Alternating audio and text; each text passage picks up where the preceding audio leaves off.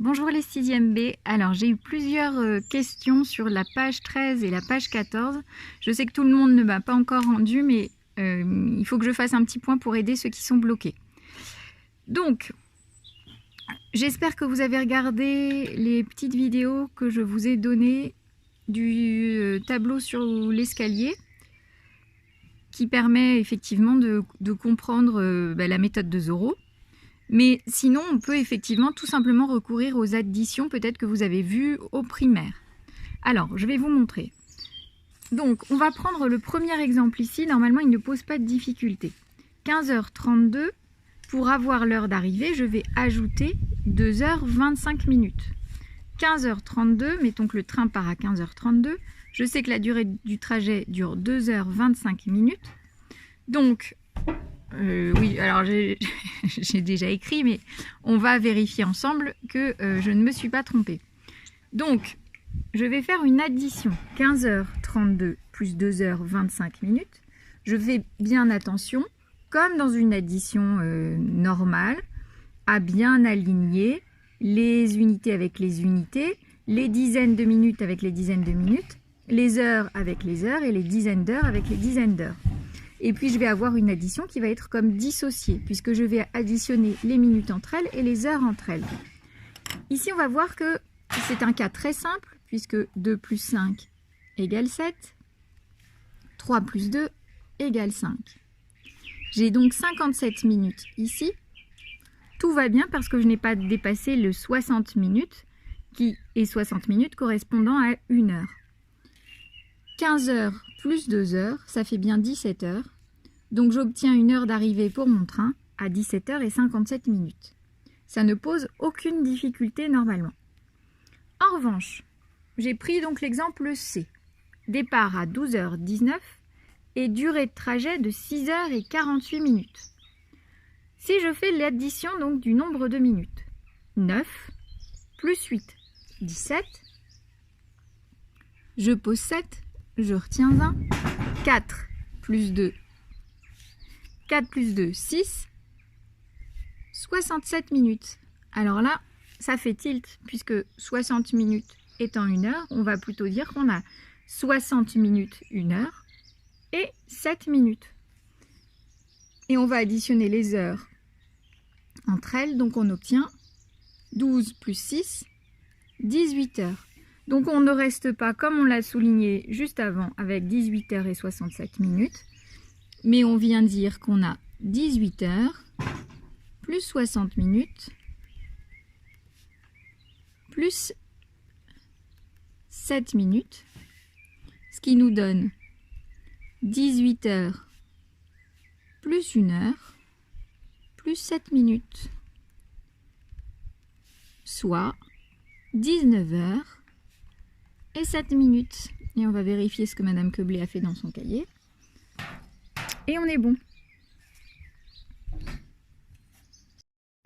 Pour l'exercice 2. Donc pour l'exercice 2, on peut le faire de tête pour le premier ou recourir à la méthode de Zoro. Donc je vous l'ai faite ici. On va de 7h38 à l'heure qui suit, c'est-à-dire 8h, 7h et 60 minutes. Pour aller de 7h38 à 7h60, il y a bien 22 minutes. Pour ceux qui ont du mal à le faire, on se dit 38, c'est presque 40. De 40 pour aller à 60, il y a bien 20 minutes.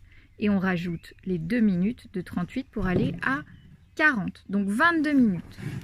Et ensuite, de 8h, on va chercher à rejoindre directement le 12h, midi. De 8h à 12h, on a 4 heures. Donc la durée du trajet, j'ai repris l'écriture de la méthode de Zoro, mais là il n'y avait pas vraiment besoin. Donc il y aura 22 minutes et 4 heures de trajet, soit 4 heures et 22 minutes. On va faire en revanche plus en détail le petit B. 9h45 à 14h15, 4h30.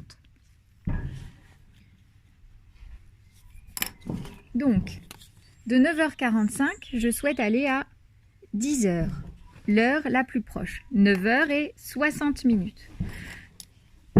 J'ai un quart d'heure, donc 15 minutes pour aller de 9h45 à 10h. Puis je vais chercher à aller de 10h à 14h, puisque mon heure d'arrivée, c'est 14h15. Donc, de 10h à 14h, j'ai 4 heures. Puis, de 14h à 14h15, j'ai à nouveau 15 minutes. Ce qui fait que j'ai un total de 4 heures et 30 minutes.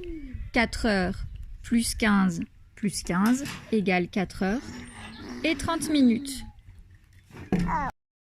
Concernant la deuxième partie de l'exercice, on avait l'heure d'arrivée et la durée du trajet. Si la durée du trajet était de 5h26 minutes et que je suis partie à 16h42, je suis donc arrivée 5h26 minutes plus tôt que 16h42.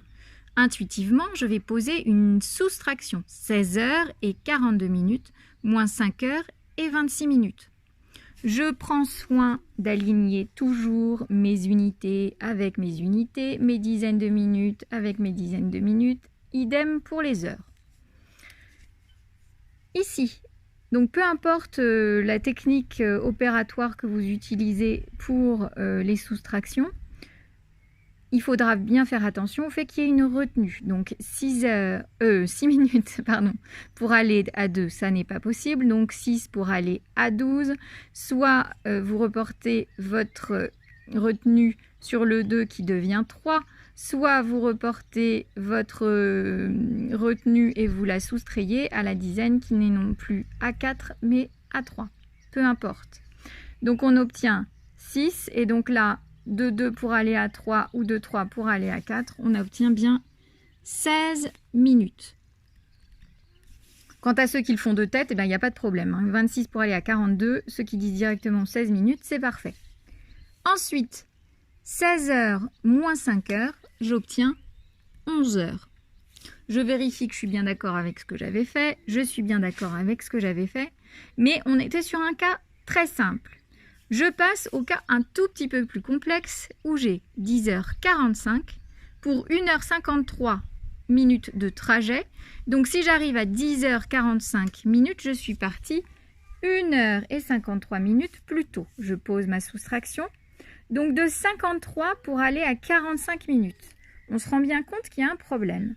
Donc je ne vais pas dire 53 pour aller à 45 minutes, mais je vais dire 53 pour aller à 105 minutes. Pourquoi 105 minutes? Parce que j'ai ajouté 1 heure. Donc 60 minutes pour que ce soit possible à faire. Mais comme j'ai pris 60 minutes, c'est-à-dire 1 heure, je vais rayer à côté.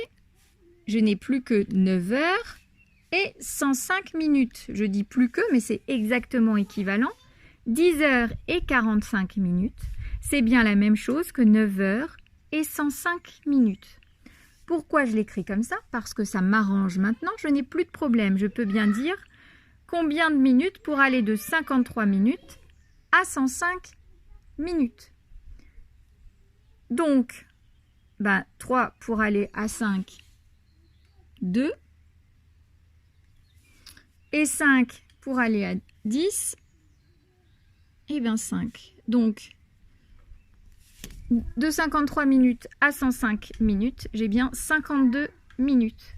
Et d'1 heure pour aller à 9 heures, 9 heures moins 1 heure, ça fait bien 8 heures.